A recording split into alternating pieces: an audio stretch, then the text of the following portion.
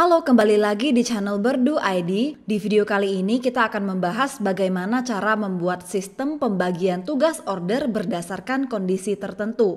Fitur ini berguna kalau kamu punya banyak staf dan ingin mengkategorikan orderan yang masuk akan kamu tugaskan ke staf yang mana berdasarkan kriteria tertentu. Contohnya seperti staf khusus untuk produk tertentu atau staf khusus untuk pembayaran COD. Sebelum kita masuk ke videonya, jangan lupa subscribe dulu ke channel Berdu untuk mendapatkan informasi tutorial lainnya. Klik tombol like di bawah dan juga nyalakan lonceng notifikasinya.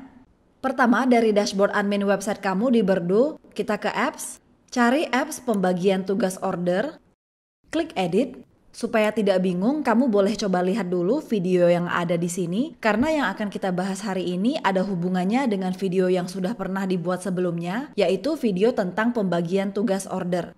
Kalau sudah ditonton, kita bisa lanjut. Perlu diingat, kalau di halaman ini ada pilihan tab tertinggal, pastikan statusnya harus nonaktif ya, supaya tidak terjadi masalah. Karena kalau kita ingin membuat pembagian tugas order berdasarkan kondisi, dan status di sini aktif, maka checkout yang tertinggal akan dibagikan sesuai dengan ketentuan di sini, bukan berdasarkan ketentuan yang akan kita buat nanti di tab order. Tapi kalau di halaman ini tidak ada tab tertinggal, maka tidak ada masalah, kita lanjut ke step berikutnya. Di video sebelumnya sudah pernah dibahas cara pembagian order sama rata dan custom. Kamu bisa lihat ya videonya di sini. Oke, sekarang yang akan kita bahas adalah mendistribusikan tugas order berdasarkan kondisi. Selanjutnya kita buat grup baru di sini. Contoh nama grupnya kita buat CS Junior. Untuk distribusinya bisa kamu sesuaikan sendiri mau yang mana. Penjelasannya sudah ada di video sebelumnya. Bisa kamu pilih sama rata. Cukup klik aktif di staf yang ingin kamu bagikan tugas ordernya. Kamu bisa juga pilih custom untuk pembagian tugas order, staf yang mana akan mendapatkan pembagian tugas sebesar berapa persen. Misalnya staf pertama dan staf kedua sama-sama mendapatkan tugas 50%.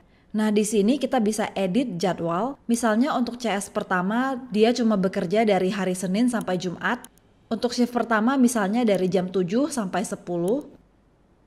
Shift kedua misalnya dari jam 13 sampai 16. Di sini kamu bisa atur sesuai kebutuhan. Kalau sudah, klik simpan. Kemudian kita buat grup baru. Minimal harus ada 2 grup ya. Untuk grup kedua ini kita berikan nama misalnya CS Senior. Untuk distribusinya kita buat sama rata saja supaya lebih mudah. Nah, sekarang kita sudah membuat grup di sini yaitu CS Junior dan CS Senior. Sekarang kita kembali ke tab order. Status di sini kita aktifkan, lalu untuk distribusinya kita tadi sudah ganti jadi berdasarkan kondisi. Di sini ada pilihan grup default ya. Untuk sekarang grup defaultnya tidak ada. Tentang grup default ini akan kita bahas lagi nanti. Untuk lebih jelasnya kita langsung praktekkan saja membuat sistem kondisi. Caranya tambahkan satu kondisi baru di sini, kemudian pilih grup CS Senior. Untuk kondisi yang pertama, misalnya kita setting untuk hanya melayani order produk aksesoris dan elektronik saja dan cuma untuk order yang menggunakan metode pembayaran COD. Nah, di sini kita pilih produk apa saja yang jika dipesan akan masuk ke dalam kondisi pertama atau kondisi yang akan ditugaskan ke CS Junior. Misalnya kita pilih beberapa produk di sini yaitu kategori aksesoris dan elektronik. Selanjutnya karena tadi kita ingin membuat kondisinya hanya menggunakan metode COD, maka klik Done untuk membuat kriteria tambahan di kondisi ini. Kemudian pilihan kondisi di sini kita ubah jadi metode pembayaran, pilih bayar di tempat.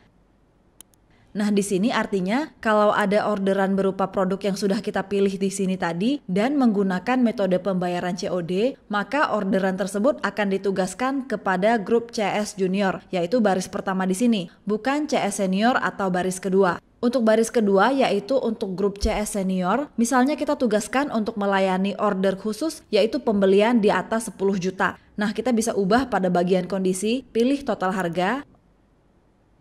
Harganya pilih lebih dari dan masukkan nominal 10 juta rupiah.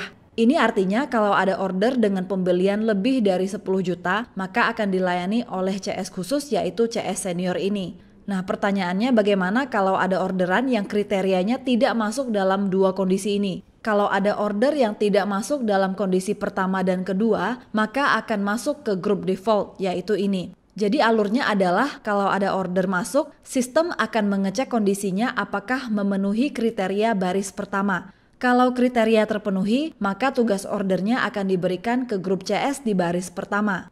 Tapi kalau order yang masuk tidak sesuai kondisi pertama yang dibuat, yaitu bukan 3 produk ini tadi dan bukan sistem COD, maka sistem akan periksa lagi apakah kondisinya memenuhi kriteria di baris kedua. Kalau kriteria terpenuhi, tugas ordernya akan diberikan ke grup CS di baris kedua, yaitu CS senior. Tapi kalau kriterianya tidak sesuai lagi dengan kondisi kedua yang kamu buat, maka tugas ordernya akan diberikan kepada grup default, yaitu yang kamu tetapkan di sini.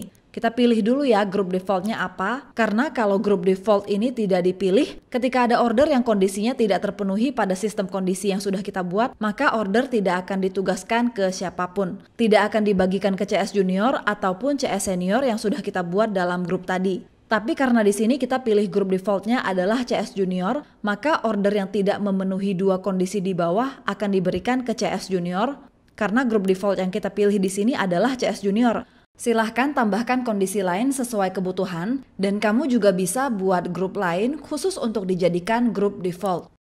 Begitu juga ya kalau kondisi pertama sudah terpenuhi, tapi tidak ada staf yang memiliki schedule aktif di jam tersebut, maka kondisi berikutnya akan diperiksa lagi. Apabila memenuhi kriteria, maka kondisi berikutnya yang akan berlaku.